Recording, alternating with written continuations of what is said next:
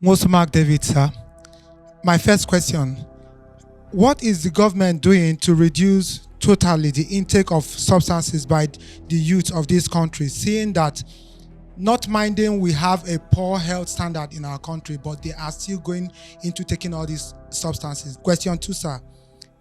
Is it not high time our individual bodies and religious bodies put heads together to help the government, seeing that the government is putting much effort, but their output is too low, if I may say, to ensure that our health standards is improved, sir? Thank you. My name is Odedin Ogbero. What are measures taken by government to assist patients in critical states who needed urgent attention? My name is Edi Daniel. My question goes thus: how can we curb the rate at which women deliver through operation and the death rates as a result of this? Thank you. We are still discussing tackling major health challenges, and the questions have been asked from audience. I direct them to our guest for his response. I think the first question here, David, you asked the first question. You want to know what the government is doing to reduce substance abuse among youths as a way of reducing the Health challenges. the challenges in Nigeria.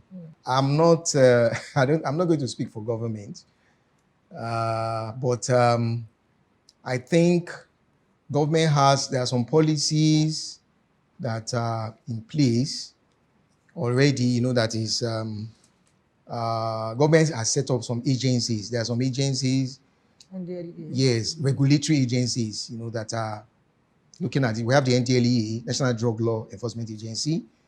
I think we also have NAFDAC. I think it's part of NAFDAC too. Yes, NAFDAC too also looks at drugs. I think the Standards Organization of Nigeria is also there. SON. Yes. So those agencies have the duty to ensure that the distribution of drugs, there are some drugs that should not be accessible to members of the public. Over the counter, yes. Yes. You notice that some drugs are called prescription-only drugs. You can't buy them over the counter except you have a doctor's prescription. Yes. And even apart from that, there are still some drugs that even you as a patient, those drugs will never be sold to you. If you need that drug, only a medical personnel can purchase such drug. Yes. Such drugs should not, the individual, the patient, the average man on the street should not have access to such drugs. Now, your question, substance abuse is a big problem in Nigeria, we know. Mm-hmm. Now, why is it a big problem? They tell us that if you know the reason for a problem, their problem is half solved. So if we know why is drug abuse among youths, why has it suddenly gone haywire, then we're halfway through with the problem. Who are those abusing drugs? We also have to identify them. When I say who, I'm not saying their names, but we profile them. What is their profile? Are they undergraduates? Are they school dropouts? Are they in the rural areas? Are they in the urban areas? We need to know the profile of the average drug user, youth that is a drug user in Nigeria.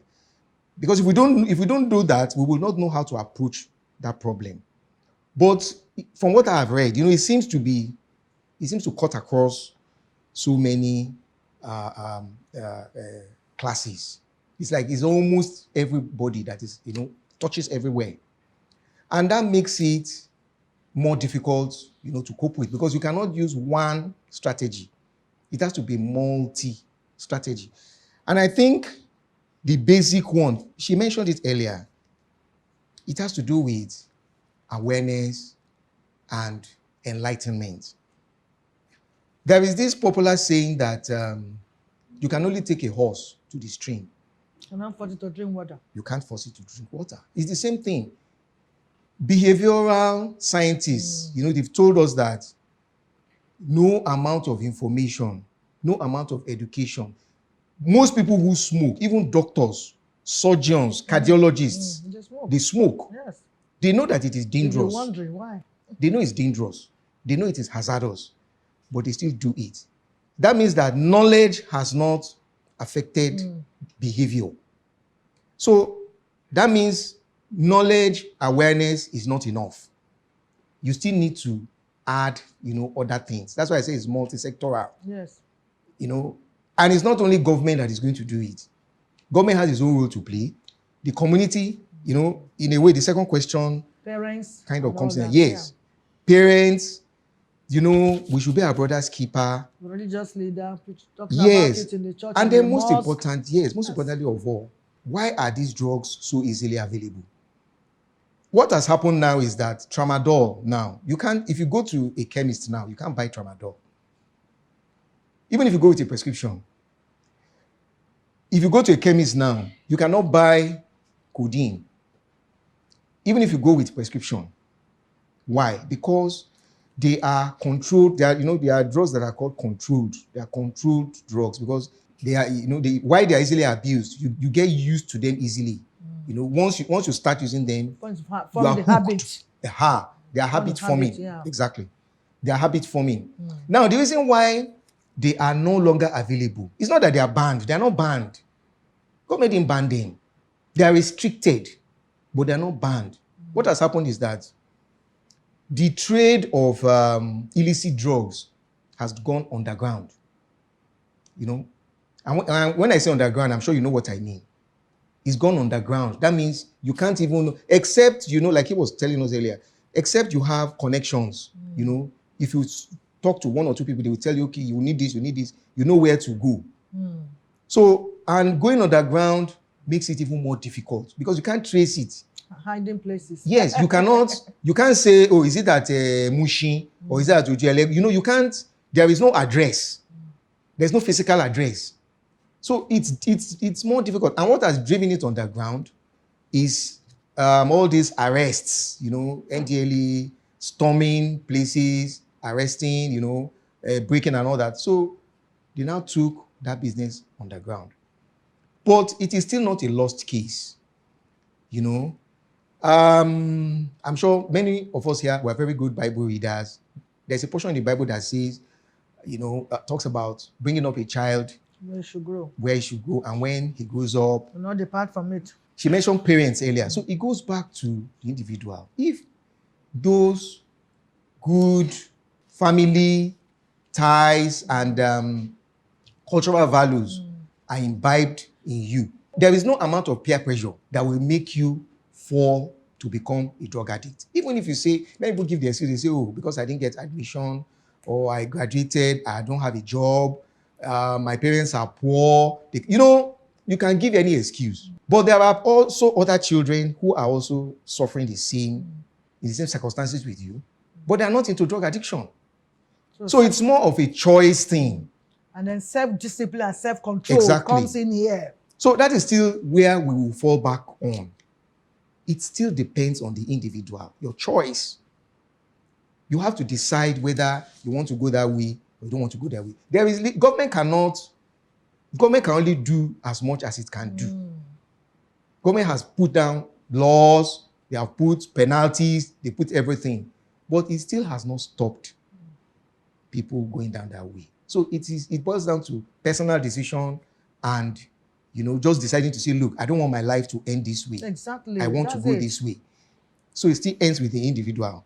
So that is the way I will, answer that it's a multi-sectoral thing and government can only do what it is doing. Yes. So it still borders on the rest of the community to do that. Now, what are faith-based organizations, doing about drug abuse to assist government? I'm not sure you'll agree with me that there is no faith-based organization that is promoting drug abuse. No way. I don't think so. I don't think there's any church that will say, yes, we want our youth to be drug abusers. Or even in the, in the mosque. So they are already doing the work, they're already preaching, they're already helping to tackle this problem. Just to speak more on it. than Exactly. the prosperity. Exactly. Speak more on them to become That is it. civil, to become mindful, and become, They youths should- that will be they should- responsible. yeah, The society they should more. step it up Yes. more. The faith-based Brother, organizations are doing what they do, so we will appeal to them, to do more, create more programs, youth, engage the youth Yes. more, proactively, so that they are occupied. They say devil finds job for idle hands, so that people are not idle and they do constructive things, and their lives will be better for Will it. change, yeah. Benro, right? Yes, you wanted to know about indigent patients. That's why I captured it. Who have critical cases. Let's just look at, you see, If government is doing anything to help those people. yes, that's in the my question. medium, I'm the health editor for Vanguard newspapers. And I can tell you, there is no week that we don't get requests, from people who want to raise money. From one ailment or the other. Exactly. Either kidney, Yeah. Yes. heart, Liver. liver, all Cancer. sorts. There are many. I can't count the number every day. In fact, one was still dropped on my phone as I was here. So SOS, it's SOS. Somebody we captured SOS. Somebody needs 5 million. Somebody needs 15 million. Somebody needs 60 million. Go any form of surgery and all that. And many of them, almost at least about 3/4 of them, they want to go abroad. They want to go to India. They want to go to South Africa, for the surgery. Now, why is it like that? Why does it have to be that way? These people fall under the class we are saying. Is there anything government can do for these people? Well, what I will say is that I don't think the way the government is in Nigeria today, because there are so many problems in Nigeria. Now, if somebody has cancer, you have a good association of people who have cancer. They are demanding for, recognition that people with cancer should be treated free of charge. They should give them drugs and all that. Fine. Then tomorrow, people who have kidney failure will come. up again. And there are so many. So how many groups is government going to accommodate? So that is why I say it is almost like an impossible task. Yeah. But it still doesn't mean something cannot be done. Now, it starts, again, it will go back, because now there are no buffers, there's no form of social health security in Nigeria today. If you are ill, it is you have to carry your cross by yourself. And I will tell you, even abroad, where you have, in UK, you have NHS, in US, you have all that. Look, there is nowhere that health treatment is free. There is no free health treatment anywhere. Somebody pays somewhere. A patient may get it free, but it has been paid for. Because you need to pay the specialist. Do you know how many years a doctor trains before he becomes a doctor? All these drugs, it takes so many years to research before they come. So all these things cost a lot of money. And for somebody to say you want free treatment, I'm afraid that no, it's not possible. But what we can do is that we can reach out to philanthropic organizations and say, look, NGOs, benevolent individuals, instead of saying, okay, maybe a political party wants to do a rally, instead of you donating 100 million for that political party, maybe you can divide it into two. Donate 50 million to a cause, for health. Maybe an arrangement somewhere, so that people like this, that is what we're trying to push. But as at now, it is not government responsibility. The only thing government can do is that government can say, okay, we will create, there are hospitals, there are doctors there, drugs are available, and people can go there. Okay, government hospitals are subsidized. The cost of treatment in a government hospital is subsidized. That's true. But it's not free. It's not free. You still have to pay. And there's a limit to what that subsidy can go. So I think that is the only thing we can do. We just have to keep appealing to more now the private sector. The private sector will come in here now, and also individuals. And also, we ourselves, like I said earlier, we have to be aggressive with our health. Your health is not another person's responsibility, it's yours. But by the time it may now get out of hand, it may now get beyond you, and you now need assistance.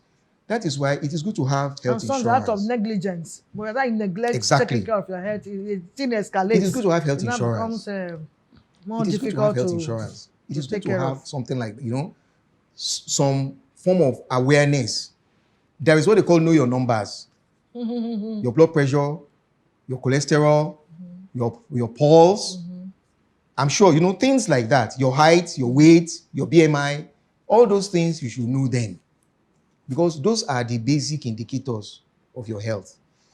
That one is not government's problem. It's not government that will come and tell you that. So it starts from each and every one of us. We know that Nigeria, the things can be better for health, but we need to start somewhere. And I think this one will help the way we have put it.